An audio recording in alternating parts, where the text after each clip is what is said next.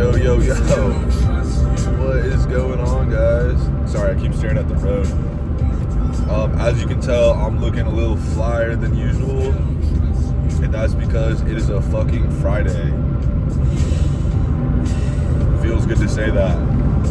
Anyway, cheers.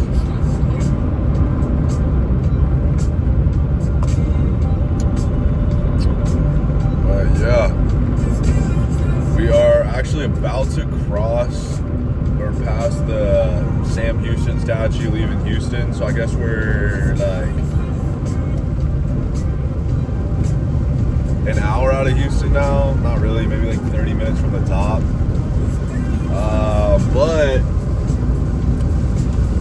Yeah, I'm gonna catch y'all up probably as like a week recap, 5th video of the week. I don't plan on doing Saturday, Sunday videos, but I'm not opposed to it either.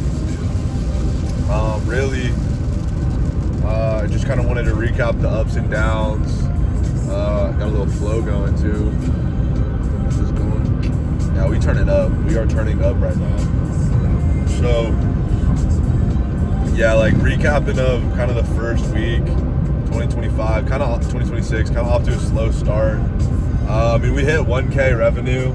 So, like, that's already a big goal. Like, how many fucking businesses don't even hit 1K revenue in a year? Or it takes them the whole year. Like, did it in a week, that's chill. Obviously, some fucking companies do it in a second. Some do it in a minute. Some do it in an hour. Some do it in a day. But also, some do it in a month. Some do it in a year.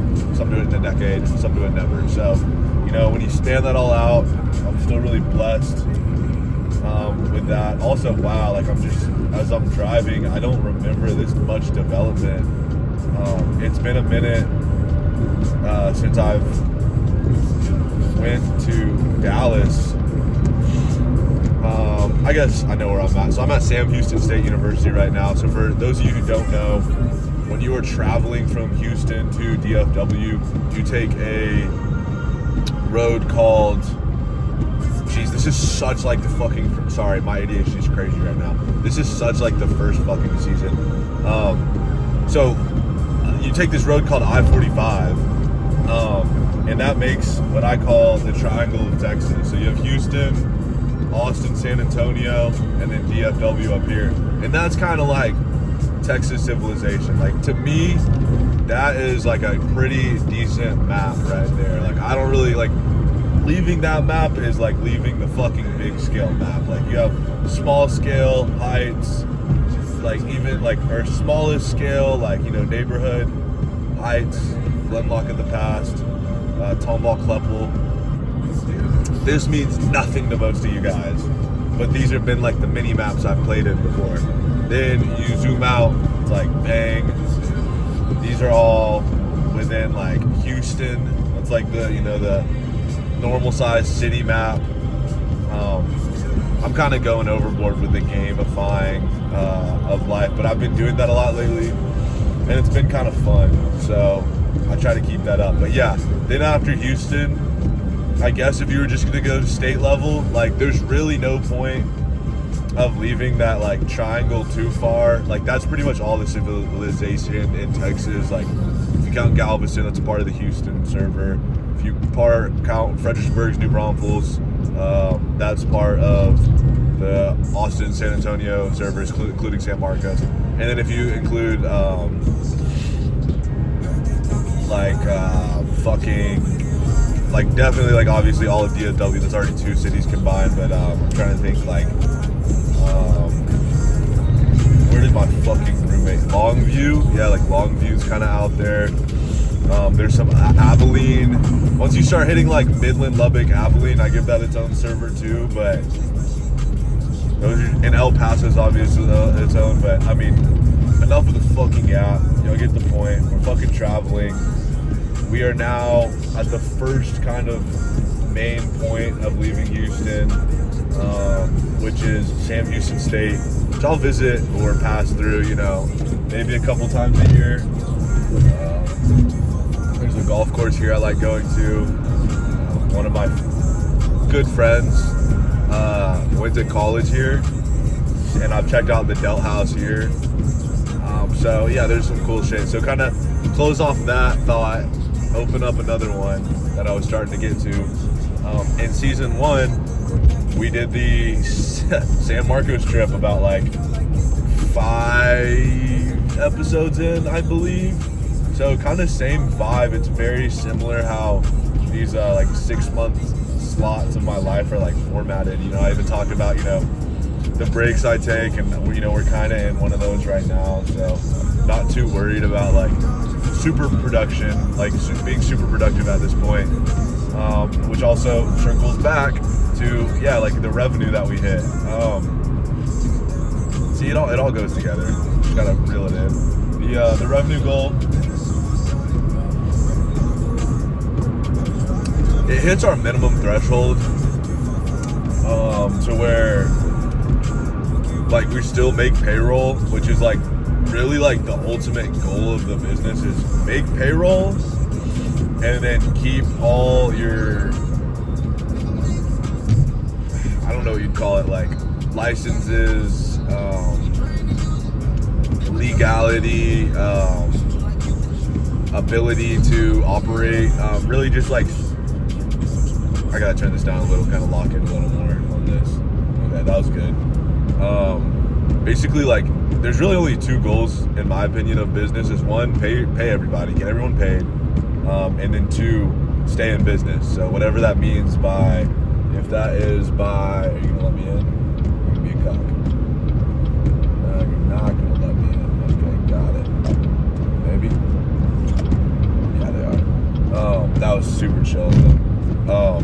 Like the other business is just the ability to continue to attempt to do that. Like, there's going to be extreme measures you can take to not make payroll, and then the most obvious one is like, as an owner, like not taking a cut, bro. Like, you probably have the biggest fucking pockets. It isn't really like that big of a difference at the state we're at. Like, I'm fucking broke as shit, but like, yeah, like you're just not going to take a check for the week or whatever. But you know, it keeps the fucking business moving.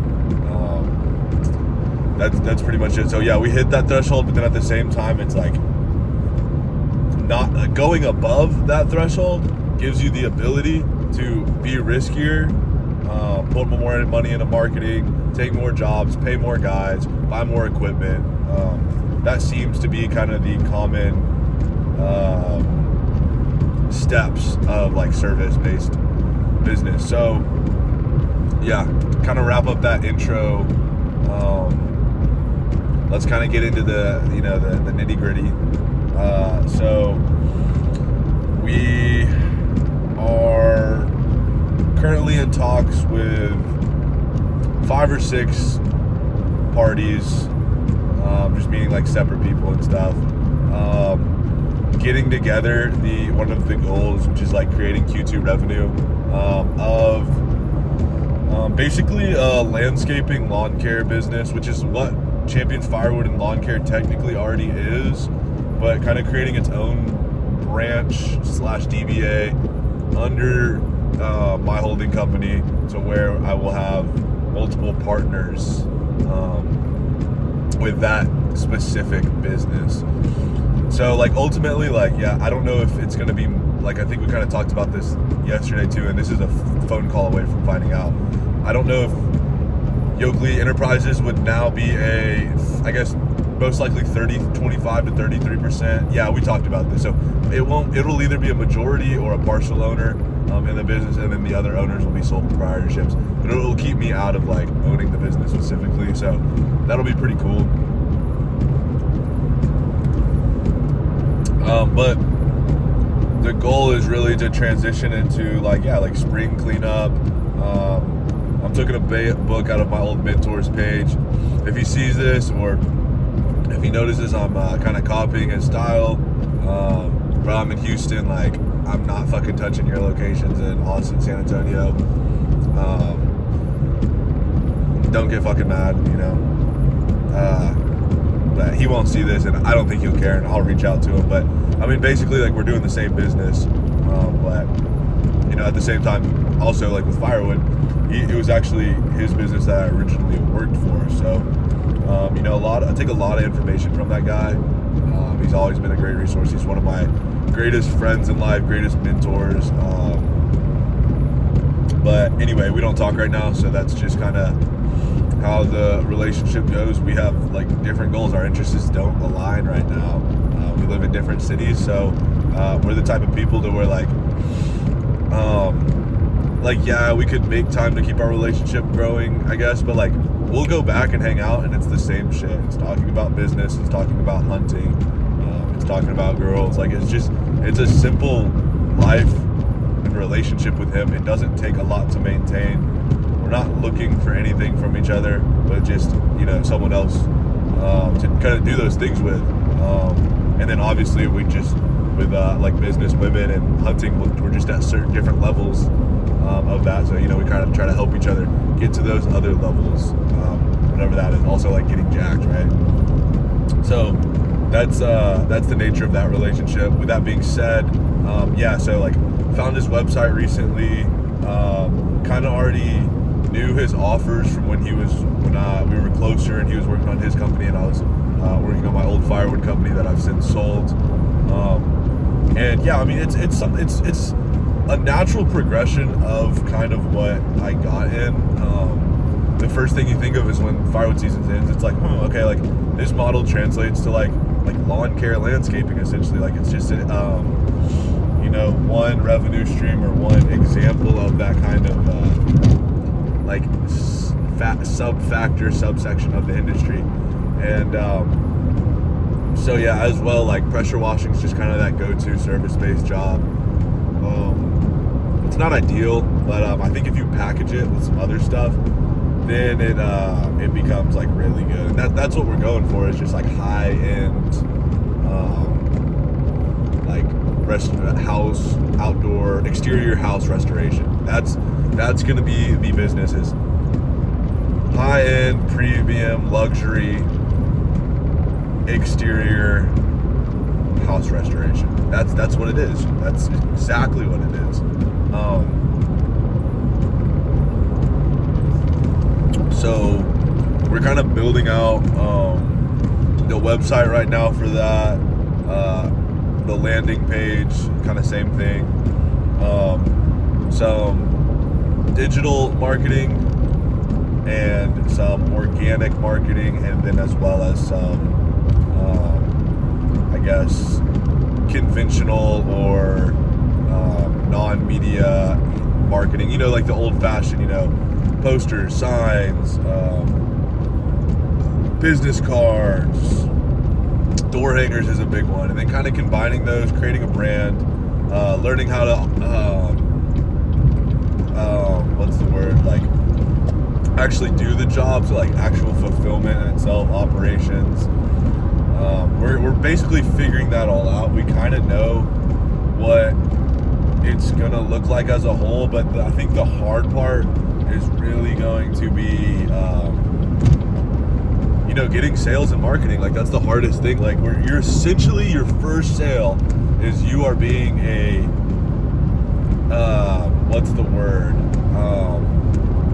what's it called, where you just lie? Like you're just like, you lie. It's called not a psychopathic liar, but what's it called where you just have that urge to lie? I'm saying what's it called, like you can tell me. Pathological liar. Like you're basically like pathologically lying to someone because you're convincing them that you can do something that you've never done before or have very little experience doing, but you want to assure them that you can. So ultimately, I think that's solved by just trusting in yourself completely to do the job and knowing you'll do the job no matter what it takes, based off the price they get you. And ultimately, probably you won't know how to make a profit out of doing that, even if you do set your prices at profitable points, because you're just not going to be efficient at it. Times you're not going to be your time efficiency is going to be horrible. Your cost efficiency is going to probably be horrible. Your overhead and marketing efficiency is going to be horrible because you haven't perfected that yet. And that's kind of the game. Like that never changes. It's just like, I remember my first firewood sale taking 4 guys, getting the truck together, fucking building the Yelp, answering that first phone call, making this sale, like all that shit, bro. Like it was fucking It was AIDS, bro. It was fucking AIDS. But anyway, that being said, yeah, we took something that like probably broke down to like a $5 per hour over 4 people over a whole week time. So, you know, something that is now like per like $100 per profit per, you know, half day. All things considered, like the business profit's $100, like everything else is fucking worked out. So that's kind of yapping. I'm not too proud of how I'm communicating right now. It's kind of blabbery, but yeah, that is ultimately the goal, is figuring that out. That's what I'm going to use this travel day for. I got probably like 4 hours total in the car, and it's really just, I realized like, yeah, I forgot, like I can work, like, you know, basically anywhere. I need to remind myself that, like, that's a big like plus. That's why I wanted to build it the way I did. So yeah, normal Friday, just to kind of top off on some other things I do, is I have my end of week meetings in the afternoons stacked up, and then I have payroll and accounting for close of business Friday. I think what I'll start doing is, I used to keep Saturday in this week, but now I'll just circle it into the next week. That way it's kind of just easier. Close out things on Friday. Technically you're still starting things on Monday, but you can also get a head start. I mean, do I need to do that? Yeah, I'm not going to do that. He's off the road. Okay. This is a pet peeve of mine. It's when people get off the road to give someone room that's on the edge of the highway, but like that's not in it. But like, what's the point of giving them room? I get it's like kind of nice because like when I've been on the side, cars just like zooming past you, it fucking sucks. But like, it really is just a disservice to a bunch of people just to help one person who's in like a slight inconvenience. Like, I just don't see the trade-off there. But maybe that's like why I'm a piece of shit. But anyway, yeah, that is all in terms of business. So the reason I'm going to DFW is to see my family, my dad's side. We do a Christmas with that family every Christmas after Christmas, so it's usually either like the weekend after New Year's, but we don't really do that anymore because we all do our New Year's separately, or this second weekend after New Year's. And yeah, we just see that side of the family. Usually it's like around football time, so we get to watch a lot of football around the house. It's nice. Kind of too old for gifts now, so we do like golf and casino now. So that's what I'm doing. I'm gonna go check out some golds around this area. You know, seeing like if I do end up moving out here, if I can transfer to golds, you know, just to still have that part-time job, because I do like it. Like I talked about it yesterday. Like, it's nice. It does its job. It doesn't necessarily pay the bills, but it makes me money. It makes me wake up early, and it makes me happy. And you know, like that's like, why the fuck not do it, man? Like, I just don't understand why I wouldn't, right? But yeah, so we'll go to golds, get a lift in, go to the casino. Depending on how that goes, figure out when then we'll come back to Arlington from the casino in Oklahoma for dinner, to meet up with family, kind of do all that.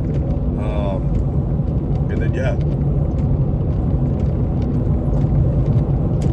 We're just gonna fucking celebrate. I didn't bring my fucking Jack Daniels bottle, so I'm fucking pissed about that. Because I did want to drink it, just like a little, and like have my own. But maybe that's something, you know, we pick up with a profit. So yeah, that's a normal week. Also, I want to preface this for you fuck niggas who are like, wow, you just made money and now you're going to the casino, or like some fucking shitty business owner you are, and you're talking about making 100K. This money is, one, I have Christmas money that I still haven't received or utilized yet, that I'm not even gonna fucking use, but was like attempting to use, and also is still extra income added. So fuck you. And then two, I flipped my couch. So my roommates and I got a couch for $180, and we wanted a new one, so we put it on Marketplace for $400. So I got fucking some money from that. So essentially we're gambling for free, or we're gambling on already profits on passive income. So it has nothing to do with my business, has nothing to do with my personal expenses. Yes, it could be added to my personal expenses, but instead I'm giving it the ability to generate more money, which is what's going to happen. So just wanted to clear that up there. Looks like these Friday episodes are going to be a little longer as well. But yeah, I hope y'all guys appreciated the yap, could take some shit from that. If not, at least you enjoyed it or were entertained by it. And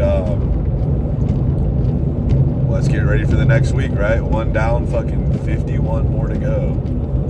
All right, talk to you guys later.